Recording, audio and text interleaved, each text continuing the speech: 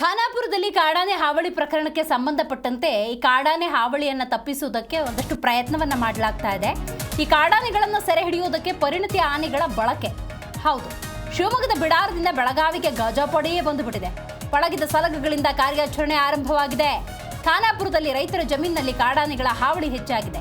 ಈ ಕಾಡಾನೆಗಳನ್ನು ಸೆರೆ ಹಿಡಿಯೋದಕ್ಕೆ ಶಿವಮೊಗ್ಗದ ಬಿಡಾರದಿಂದ ಬೆಳಗಾವಿಗೆ ಪರಿಣತಿ ಹೊಂದಿದಂತಹ ಆನೆಗಳು ಬಂದಿದ್ದಾವೆ. ಪರಿಣತಿ ಪಡೆದ ಆನೆಗಳಿಂದ ಈ ಕಾಡಾನೆ ಸೆರೆಗೆ ಅರಣ್ಯ ಇಲಾಖೆ ತನ್ನದೇ ಆದಂಥ ತಂತ್ರವನ್ನು ಹೆಣೆದಿದೆ. ಬೆಳಗಾವಿ ಜಿಲ್ಲೆ ಖಾನಾಪುರ ತಾಲೂಕಿನ ಕರಂಬಳ ಗ್ರಾಮದಲ್ಲಿ ಕಾರ್ಯಾಚರಣೆ. ಖಾನಾಪುರ ಅರಣ್ಯ ಇಲಾಖೆ ಎಸಿಎಫ್ ಸುನಿತಾ ನಿಂಬರ್ಗಿ ನೇತೃತ್ವದಲ್ಲಿ ಕಾರ್ಯಾಚರಣೆ.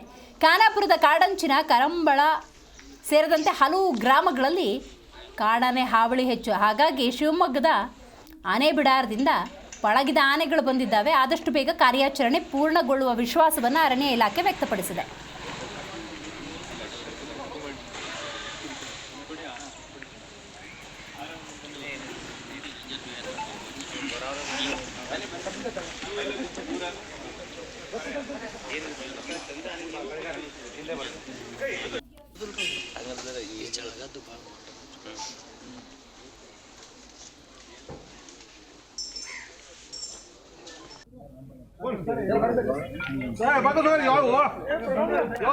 ನೋಡಿ, ದೃಶ್ಯದಲ್ಲಿ ಗಮನಿಸ್ತಾ ಇದ್ದೀರಿ, ಖಾನಾಪುರದಲ್ಲಿ ಕರಂಬಳ ಈ ಭಾಗದಲ್ಲಿ ಕಾಡಾನೆ ಹಾವಳಿ ಹೆಚ್ಚಾಗಿದೆ. ಹಾಗಾಗಿ ಶಿವಮೊಗ್ಗದ ಬಿಡಾರದಿಂದ ಸಾಕಿದ ಆನೆಗಳು ಬಂದಿದ್ದಾವೆ.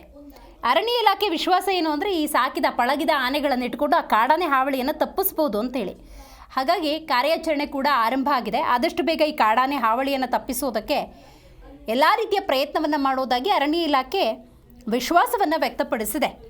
ಶಿವಮೊಗ್ಗದಿಂದ ಪರಿಣತಿ ಹೊಂದಿದ ಆನೆಗಳು ಬಂದಿದ್ದಾವೆ. ಹಾಗಾಗಿ ಆ ಕಾಡಾನೆಗಳನ್ನು ಹಿಡಿಯುವ ಪ್ರಕ್ರಿಯೆ ಆರಂಭವಾಗಿದೆ.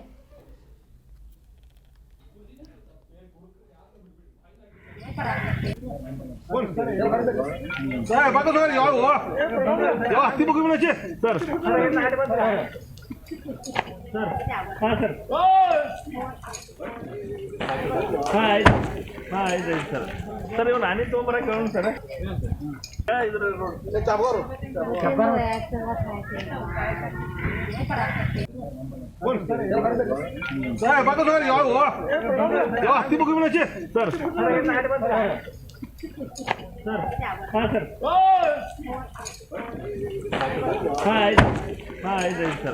ಸರ್ ಇವ್ ನಾನೇ ತೊಗೊಂಬರಕ್ಕೆ ಹೇಳೋಣ ಸರ್.